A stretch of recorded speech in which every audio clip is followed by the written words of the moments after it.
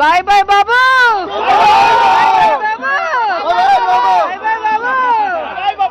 And Telugu Desam party అసెంబ్లీలో గాని బయట గాని నా గురించి కూసిన ఎదవలకు చెప్తున్నాను, నేను ఐరన్ లెగ్, నేను గెలిస్తే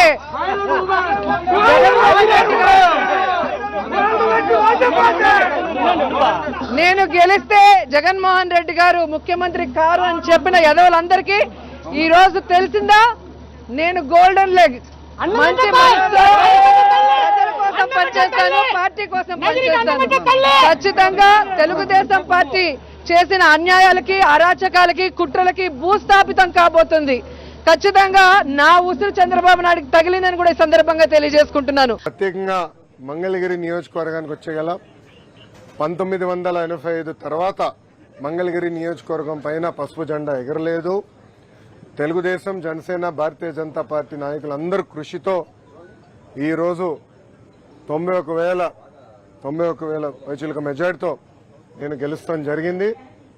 ఇది ఈరోజు నాకున్న సమాచారం మేరకు ఆంధ్ర రాష్ట్ర చరిత్రలో 3వ స్థానంలో ఈ మెజారిటీ ఉంది. ఈ ఎన్నికల్లో అన్ని రికార్డులు సృష్టించింది తెలుగుదేశం, జనసేన, భారతీయ జనతా పార్టీ కూటమి. మొదటి స్థానంలో పల్లా శ్రీనివాస్ గారు, మా గాజువాక నాయకుడు, శాసనసభ్యుడు 95,000 మెజారిటీ గెలిచారనేది నాకు సమాచారం. రెండో స్థానంలో గంటా శ్రీనివాసరావు గారు భీమిలి నియోజకవర్గంలో దాదాపు 92,000 మెజారిటీ గెలిచారని, నేను మెజారిటీలో 3వ స్థానంలో ఉన్నాను. ఆనాడు చంద్రబాబు నాయుడు గారికి అన్నగా భావించే పవన్ అన్నకు కూడా హామీ ఇచ్చాను. ఎవరు ఊహించిన మెజారిటీతో నేను మంగళగిరి గెలిచి కానుక కింద ఈ సీట్ ఇస్తానని హామీ ఇచ్చాను. ఆ హామీని నిలబెట్టుకున్నా. దాని వెనకాల ప్రజల ఆశీస్సులు నాతో ఉన్నాయి, దేవుడు ఆశీస్సులు నాతో ఉన్నాయి. ఇంత మెజారిటీతో గెలిచిన తర్వాత మా పైన బాధ్యత పెరుగుతుంది, ప్రత్యేకంగా నా పైన బాధ్యత పెరుగుతుంది.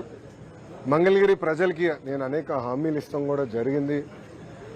గత 5 సంవత్సరాలుగా వాళ్ళకి అనేక సంక్షేమ అభివృద్ధి కార్యక్రమాలు చేస్తాం కూడా జరిగింది.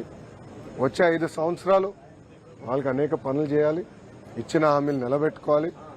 ఒక ఆదర్శ నియోజకవర్గంగా మంగళగిరిని తీర్చిదిద్దే బాధ్యత ఇప్పుడు ఎమ్మెల్యేగా మంగళగిరి ప్రజల కోసం లోకేష్ చేస్తాడని ఈ మీడియా సమావేశంగా మంగళగిరి ప్రజలందరికీ తెలియజేస్తున్నాను.